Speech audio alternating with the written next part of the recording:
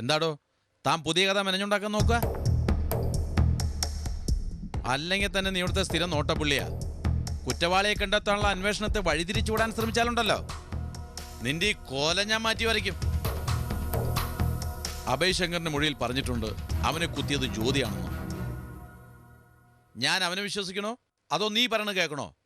സത്യം പറടാ, ജ്യോതിയല്ലേ അവനെ കുത്തിയത്?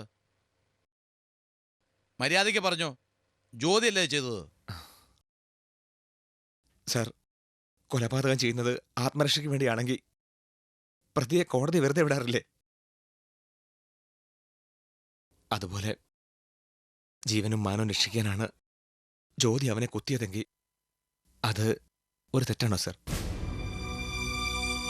അവൾ മനഃപൂർവ്വം ഒരാളെ കൊല്ലാൻ ശ്രമിച്ചതല്ല. സ്ത്രീകൾ മാത്രമുള്ള ഒരു വീട്ടില് പാതിരാത്രിക്ക് അതിക്രമിച്ചു കയറി തന്നെ മാനഭംഗപ്പെടുത്തി കൊല്ലാൻ ശ്രമിച്ച ഒരുത്തനെ കയ്യിൽ കിട്ടിയെടുത്ത് ആക്രമിച്ചതാ.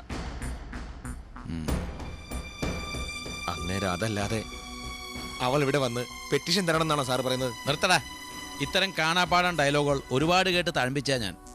നാട്ടിൽ നടക്കുന്ന ഓരോ കുറ്റത്തിനും തേടി ചെന്നാൽ ഇതുപോലെ ഓരോ കാരണങ്ങളുണ്ടാവും എന്ന് വെച്ച് സ്വയം നിയമം കയ്യിലെടുക്കാൻ എല്ലാവരെയും അനുവദിക്കണോ?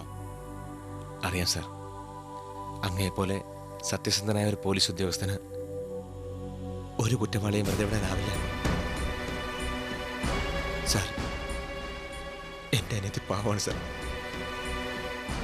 അവളെ അറസ്റ്റ് ചെയ്തെന്ന് അറിഞ്ഞാൽ അതോടെ ഇല്ലാതാവുന്നത് ഒരു കുടുംബം മുഴുവന്.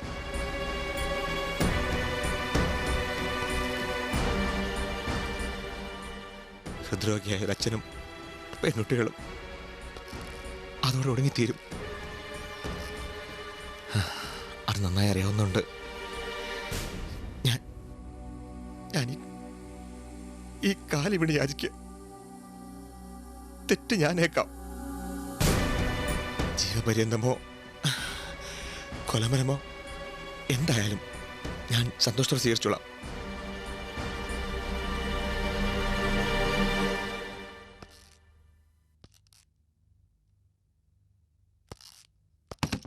എന്താ മിസ്റ്റർ രാമനാഥൻ, തൻ്റെ മരുമകൻ ആളത്ര ശരിയല്ലല്ലോ.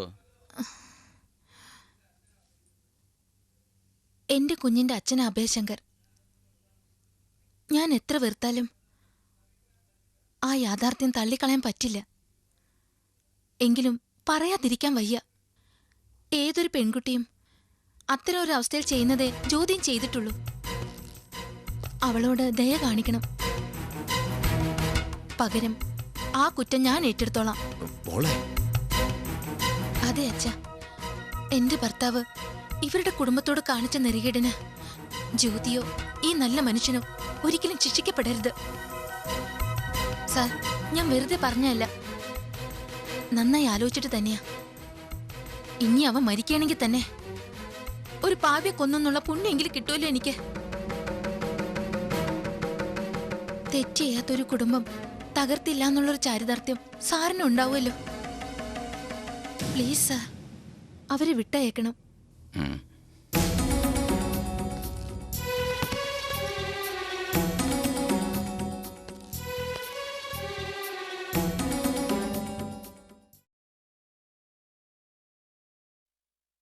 തൻ്റെ അനുജത്തി എന്തിനത് ചെയ്തു എന്ന് എനിക്ക് മനസ്സിലാവും. അവളെ രക്ഷിക്കാൻ താൻ കാണിക്കുന്ന ഈ ത്യാഗവും എനിക്ക് മനസ്സിലാക്കാനാവും. പക്ഷേ ഭാര്യയും അമ്മയുമായൊരു സ്ത്രീ നിങ്ങളെ രക്ഷിക്കാൻ ആവശ്യപ്പെടുന്നത് അതെനിക്ക് സങ്കല്പിക്കാനാവുന്നില്ല. ഉത്തരവാദിത്വമുള്ള ഒരു പോലീസ് ഓഫീസർ എന്ന നിലയ്ക്ക് ഞാൻ ആദ്യം ചെയ്യുക ജ്യോതി അറസ്റ്റ് ചെയ്യലാവും. മനുഷ്യത്വത്തിൻ്റെ പേരിൽ വേണമെങ്കിൽ അവളോട് അല്പം കരുണ കാണിക്കാം. പകരം എനിക്ക് നിങ്ങളെ കുറ്റവാളിയാക്കാം. പക്ഷേ അത് ഞാൻ എൻ്റെ മനസ്സാക്ഷിയോട് കാണിക്കുന്ന വഞ്ചനയായിരിക്കും. അതുകൊണ്ട് നമുക്കൊരു കാര്യം ചെയ്യാം, അഭയ് ശങ്കറിനെ തന്നെ കുറ്റവാളിയാക്കാം.